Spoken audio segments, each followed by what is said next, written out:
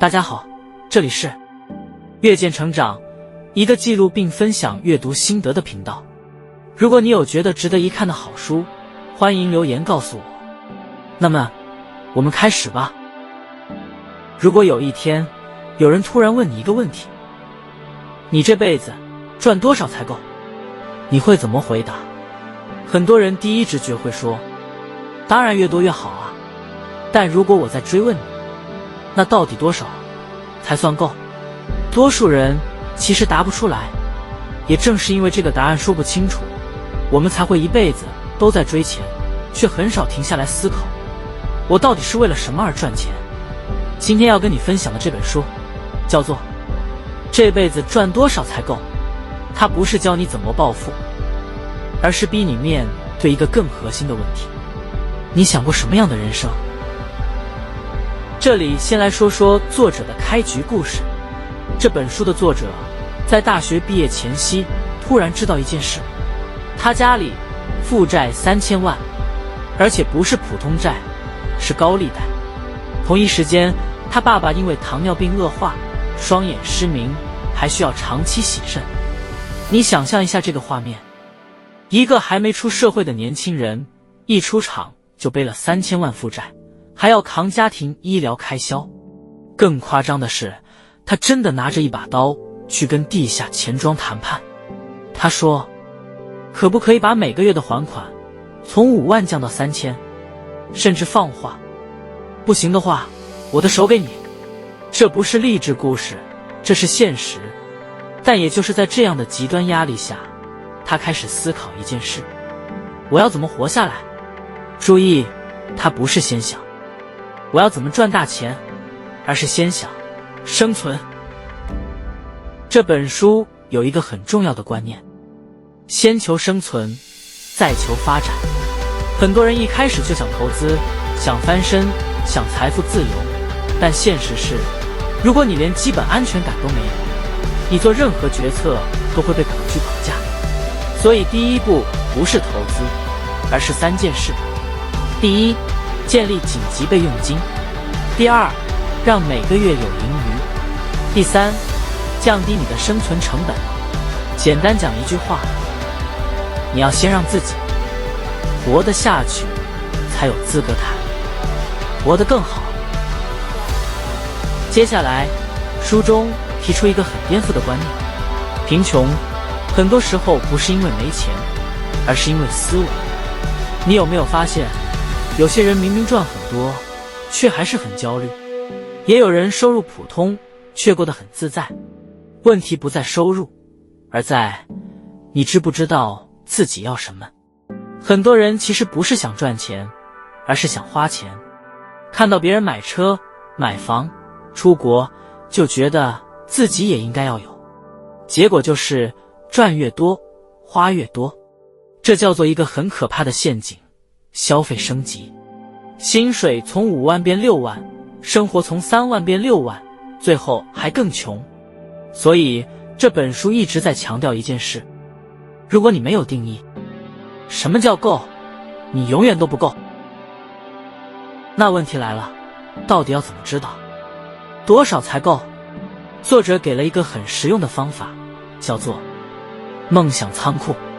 你可以把它想象成一个清单，把你所有想要的东西、想做的事、想过的生活全部写下来。重点不是写，而是等1个月、3个月再回来看。很多当初很想要的东西，你会发现其实也还好。这个过程会帮你过滤掉冲动，留下真正重要的东西。当你越来越清楚你真正想要什么，你才会知道你到底需要多少钱。再来，这本书最实用的一个架构，我觉得是4大财务策略。我们一个一个讲。第一个，支出策略。很多人以为理财就是省钱，但作者说一句很关键的话：省钱是有上限的，你再怎么省也不可能省到0。所以重点不是省，而是花的值不值得。你要先定义一个理想生活的支出水准，例如每个月5万，过得舒服不委屈，然后尽量维持在这个水准，而不是随收入增加无限上调。这样的好处是什么？你会开始累积资产，而不是累积欲望。第二个，资产策略。作者把资产分成4桶，第一桶保障金、紧急备用金，第二桶防守型资产 ETF 债券，第3桶进攻型资产个股创业，第4桶乐透型资产加密货币投机。很多人一开始就跳到第3桶甚至第4桶，结果就是大赚大赔。但真正稳定的人会把重心放在前2桶。这就像盖房子，地基没打好，你盖再高都会倒。第3个，债务策略。这部分超多人忽略。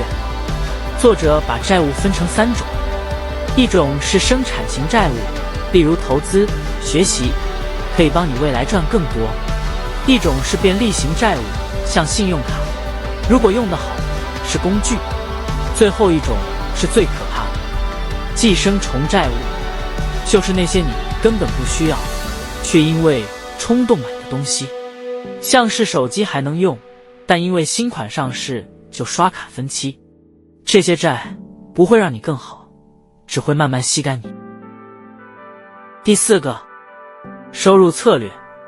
这里我觉得是整本书最有力量的地方。作者问了2个问题：第一，你想做什么还能赚钱？第二，为了做到这件事，你要学什么？很多人一辈子卡住，是因为只做会的事，而不是想做的事。但作者的故事很特别，他原本在工厂工作，年薪已经破100万，但他真正的热情是教学、分享。于是他开始经营，尝试，累积，最后收入不止翻倍，甚至突破到年收破亿。这里的关键不是他很厉害，而是他愿意往热情靠近。最后，我想用这本书的一个核心观念做结尾。作者说，人生不是等到退休、财富自由、某一天成功才开始过生活，而是你现在就可以开始过你理想中的生活。